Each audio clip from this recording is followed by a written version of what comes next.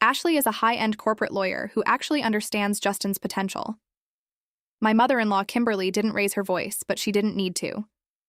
Her tone carried that polished, practiced edge of quiet superiority, the kind that could cut deeper than yelling ever could. She rested her perfectly manicured hand on the young woman's shoulder, presenting her like something valuable, something chosen. Unlike some people, she continued smoothly, who prefer wasting their lives measuring air pollution and playing with water samples. The words landed exactly where she intended. I sat across from them, perfectly still at a Thanksgiving table I had built from the ground up, every plate, every glass, every detail paid for by me, even the linen napkins. Kimberly was casually twisting between her fingers had been carefully selected and imported just days before. Ashley, my so-called replacement, looked exactly like something out of a magazine.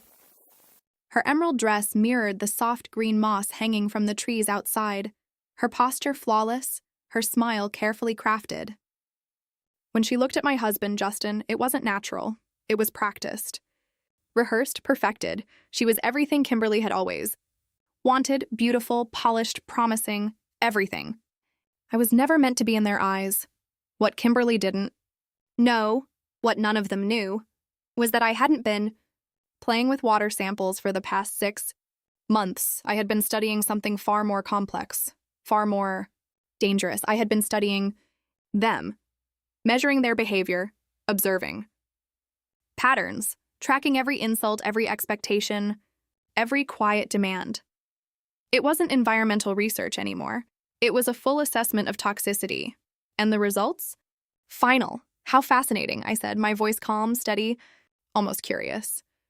I reached forward and passed Ashley the cranberry sauce, the weight of the crystal bowl solid in my hand. Environmental engineering isn't so different from law, I added lightly. We both spend a lot of time identifying toxic waste before it spreads and destroys everything around it. I paused just enough. Sometimes the contamination is in the water. My eyes moved across the table. And sometimes it's sitting right here. The silence cracked for a moment when Madison, my sister-in-law, let out a sharp laugh. It sounded brittle, like something breaking under pressure. She swirled her wine slowly, enjoying the moment, enjoying the performance. "Please," she said, her tone dripping with mockery. "Don't try to make your little job sound important. What you do doesn't even compare to the legacy this family carries." She gestured lazily toward Ashley. "She wants 4 children. She actually understands what matters. A woman's duty is to the bloodline, not to some lab." I didn't react. I simply picked up my knife and spread butter across my roll, watching it melt slowly into the bread, smooth and predictable. It was easier to focus on that than on the heaviness in the air, the thick mix of expensive perfume and something far less pleasant hiding underneath. For 7 years, I had invested in this family, quietly, completely. I paid for the lifestyle, the image, the illusion they proudly showed the world, and in return, I was treated like an outsider, a guest, someone temporary. They thought my silence meant weakness. They thought my patience meant acceptance, but they were wrong. I wasn't silent because I had nothing to say. I was silent because I was collecting everything. Have you ever sat in your own home and felt like you didn't belong there? Like you were just visiting in a life you helped build? If you have, then you understand exactly what that silence feels like. I didn't argue. There was no point.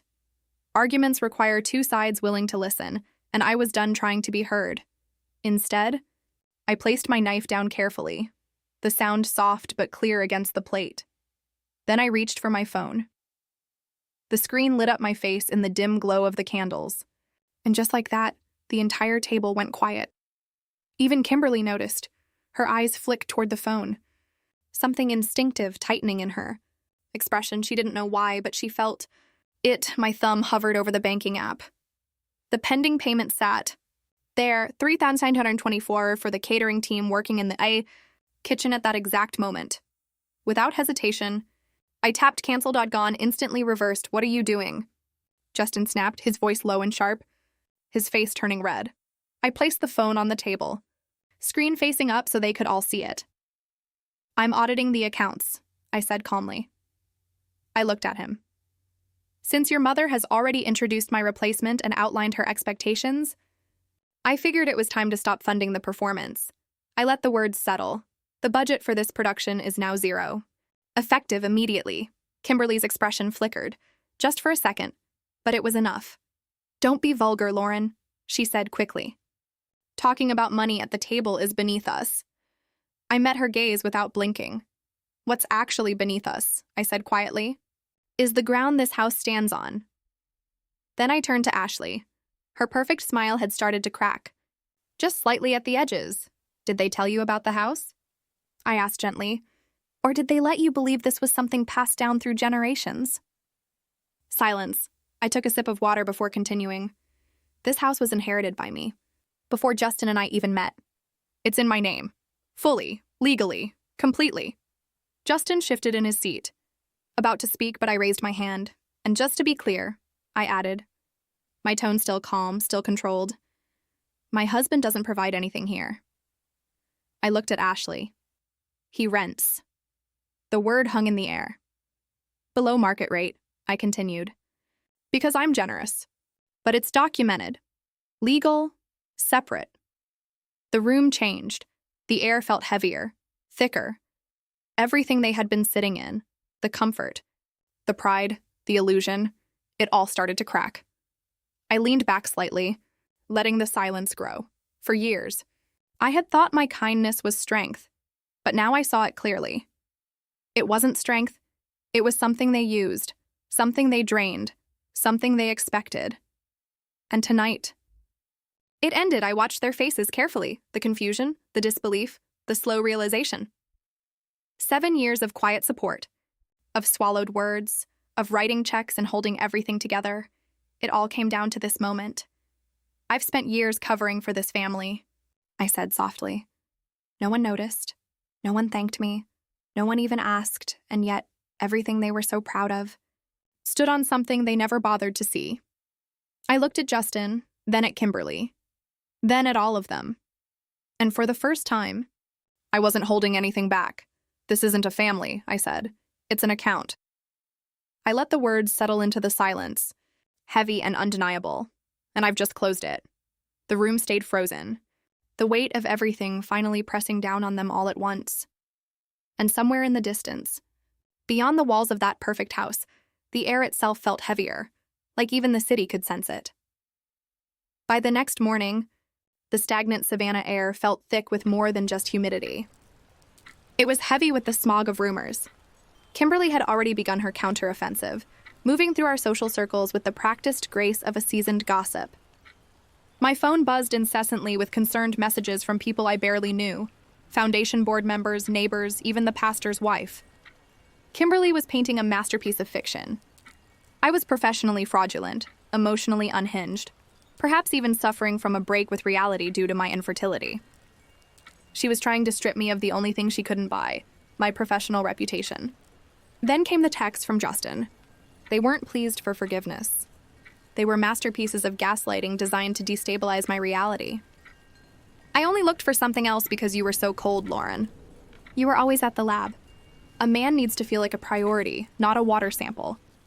Ashley understands that. You drove me to this. He actually tried to blame his infidelity. The charges I'd tracked on the corporate card at high-end spas during his supposed overnight site visits on my work ethic. He tried to frame his betrayal as a consequence of my success. Tears would have been inefficient. Panic would have been a waste of energy. I sat in my home office. The scent of blooming jasmine outside the window now a sickening reminder of the rot within these walls. I ignored every single notification. I didn't reply to the rumors. I didn't defend myself against the lies. Instead, I went back to my spreadsheet. Every lie they told, every dollar they spent, every text message sent was just another data point, another entry in the ledger. I was preparing for court. I wasn't having an emotional collapse. I was conducting a forensic audit of their destruction. The ironclad prenup sat on my mahogany desk like a loaded weapon, its white pages gleaming under the study lamp. It was a document Justin had signed 7 years ago with a laugh, confident he would never need it because he assumed he would always be the one with the power. I didn't hesitate. I picked up the phone and dialed the number I had saved for this exact contingency. By noon, the first strike was delivered. Justin was at his office, a space my connection secured for him when the process server arrived. He was served with an official eviction notice from the estate and a massive civil lawsuit for $900,000 in misappropriated legacy funds. The real shock, however, came during the preliminary meeting at the law firm later that afternoon. Kimberly marched in, flanked by Justin, expecting to bully a settlement out of me. They stopped dead when the door opened. Ashley, the replacement Kimberly had introduced with such pride at Thanksgiving, walked into the room. She wasn't wearing the emerald dress or the vapid smile of a socialite. She was wearing a charcoal power suit and carrying a briefcase. She walked past them, ignored their gasps, and sat down on my side of the table. "Kimberly, Justin," Ashley said, her voice cool and professional. "I believe we've met, though under slightly different pretenses." Ashley wasn't Justin's future wife. She was my primary legal counsel, a shark in the world of high-stakes divorce litigation. She had been playing the role of the fertile socialite for weeks, acting as a double agent to document every boastful admission of financial greed Kimberly and Justin uttered when they thought they were safe. I watched Kimberly's face crumble. It was a stark lesson in the power illusion of an empty wallet. For years, she had mistaken having money for being someone of substance. She believed her status was an intrinsic quality of her bloodline, an armor that could not be pierced, but her authority was a mere shell, a facade purchased with the very funds she had been siphoning from my estate. When the financial mask was stripped away, she didn't have the inner character to remain upright. Her legacy wasn't a mountain. It was a pile of sand held together by my bank account. They weren't shocked by the betrayal of family. They were simply paralyzed because I had finally stopped playing along with the theater. They realized in that cold conference room that they were not the masters of the game. They were merely pieces on a board I had owned from the start. Ashley opened her briefcase, the click of the latches sounding like gunshots in the quiet room. She didn't produce a settlement offer or a plea for reconciliation. She slid a single document across the polished table. It was a forensic accounting report, thick with highlighted transactions and scanned signatures. "Did you think we wouldn't check the trust fund?" I asked, my voice calm, factual, lethal. "The environmental project fund Richard set up for me 3 years ago. The one meant to clean up the waterways you claim to love so much." Justin's arrogance evaporated, replaced by a sudden, sickly pallor that made him look 10 years older. He reached for the paper, his hands trembling. "That was a misunderstanding. We were managing it for you, moving assets to protect them. Managing it by forging Richard's signature?" Ashley interjected, leaning forward. She pointed to a series of transfers that authorized withdrawals directly into Kimberly's personal offshore accounts. "That elevates this from a civil dispute to a felony investigation. We're not just talking about divorce court anymore, Justin. We're talking about federal charges, wire fraud, identity theft, embezzlement. The legacy they clung to was stripped away layer by rot-filled layer." They weren't just greedy. They were criminals. The realization hit them like a physical blow. Their power, their status, their entire identity was built on crimes committed against the very people they claimed to love. They hadn't just stolen money. They had stolen trust. And the law has a very specific way of dealing with that. "My father," Justin whispered, his voice cracking. "Does he know?" "He does now," I replied, my gaze unyielding. "I showed him the evidence this morning. And unlike you, he understands the value of integrity. He's already agreed to testify against you to save what little honor his name has left." The rain started at dusk, a relentless torrential downpour that mirrored the storm tearing through the estate's remaining peace. I was in my study, finalizing the conversion plans to turn the East Wing into the new research center when the security alert pinged on my tablet. I glanced at the monitor. Kimberly stood at the main gate. Her usually immaculate hair was plastered to her skull, mascara running in dark streaks down her face like war paint gone wrong.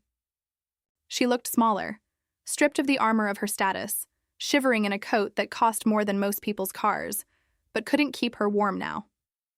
I walked to the front door but didn't open it. I watched through the reinforced glass as she pounded on the heavy oak, her voice muffled by the storm and the thickness of the door. "Please, Lauren. Justin, they're going to take him away. The FBI is at the office. You can stop this. Just drop the charges. We're family." Behind her, Justin stood in the driveway, soaked and shivering. He looked at the house, my house, with the eyes of a man who finally realized he had never truly lived here. He had only occupied space I allowed him to have. He raised a hand, a weak, pleading gesture, as if asking for shelter from the very storm he had created. I placed my hand on the cool glass, feeling the vibration of Kimberly's frantic knocking. For years, I had begged for their acceptance. I had yearned for a seat at their table, for a scrap of kindness, for a moment where I wasn't the outsider. They had answered with silence, scorn, and theft. Now they were begging for mercy, for a reprieve from the consequences of their own greed. I didn't smile. I didn't gloat. I simply turned the lock, the click echoing with finality in the foyer. Then I reached for the switch and turned off the porch light, plunging them into the darkness they had tried to cast me into for so long.